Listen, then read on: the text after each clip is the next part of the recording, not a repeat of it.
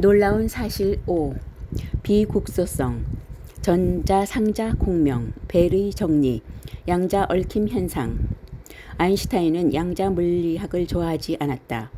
그는 위에서 이야기한 무작위성에 대해서 신은 주사위 놀이를 하지 않는다 라는 유명한 말을 남겼다. 여기서 닐스 보어는 이렇게 응수했다. 신에게 명령을 하지 마라. 양자 물리학을 꺾기 위한 노력으로 아인슈타인과 포돌스키, 로제는 양자 물리학이 모순점을 보여주기 위해 사고 실험을 통해 당시에는 알려지지 않았던 양자의 성질을 논문에서 지적했다. 그 실험은 다음과 같다. 우선 같은 시간에 만들어진 두 개의 입자를 준비했다.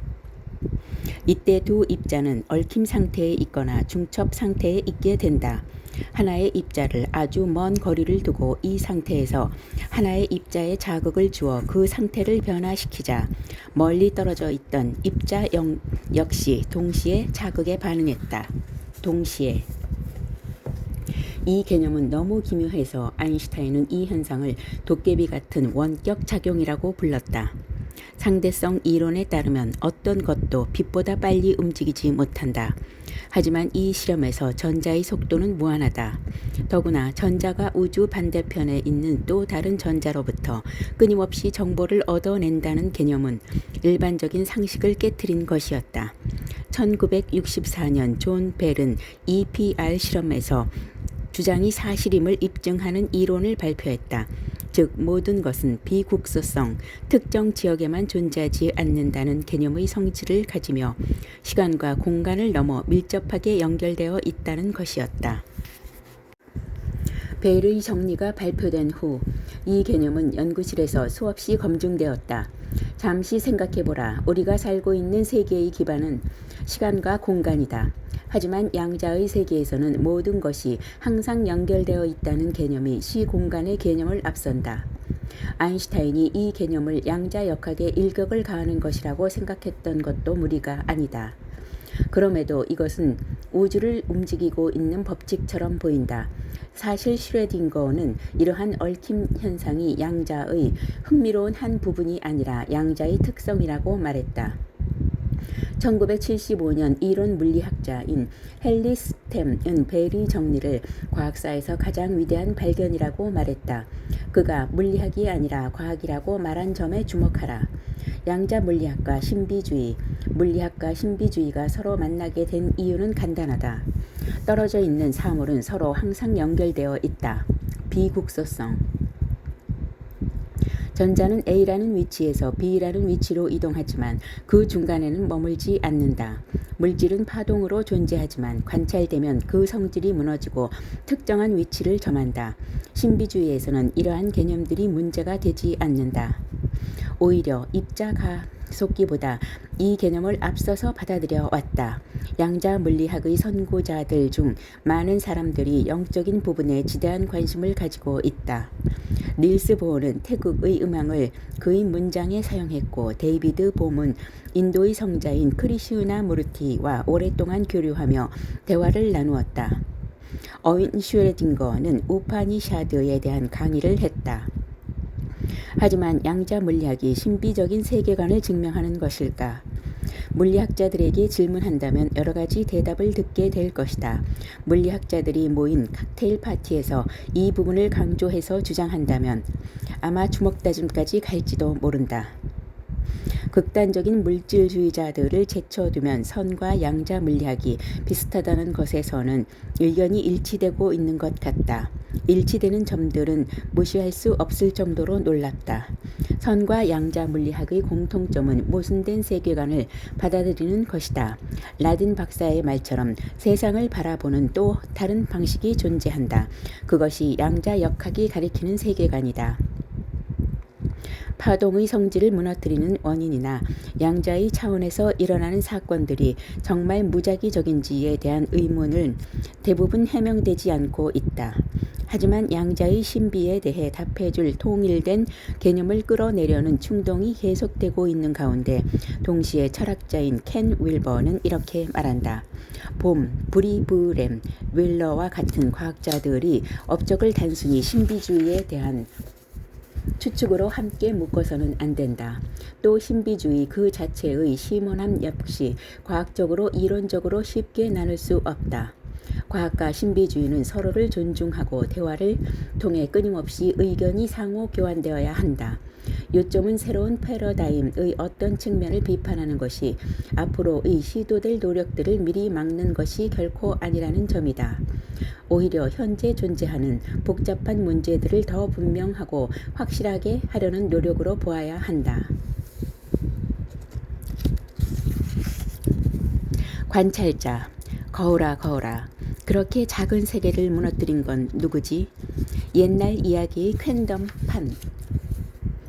내가 의식적으로 전자를 어떻게 관측하느냐가 전자의 성질을 결정한다. 전자를 입자라고도 보고 질문을 하면 입자로도 대답이 돌아온다. 전자를 파동으로 보고 질문을 하면 파동으로 대답이 돌아온다. 프리초프 카프라.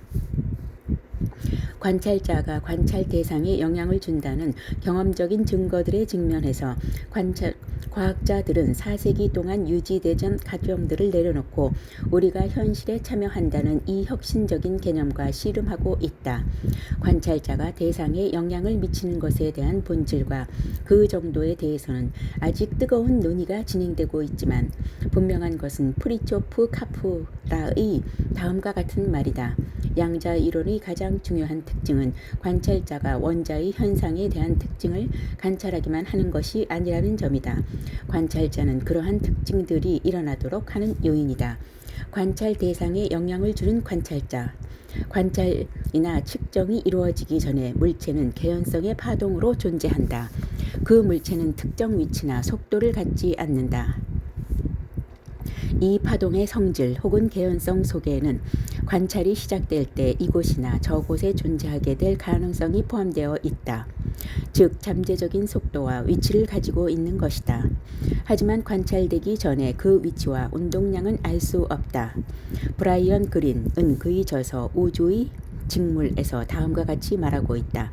전자의 위치를 측정할 때 전자가 객관적으로 그 이전에도 존재하고 있었던 특징들을 측정하는 것이 아니라 오히려 그 측정의 행위가 바로 관측되는 그 현상을 창조한다.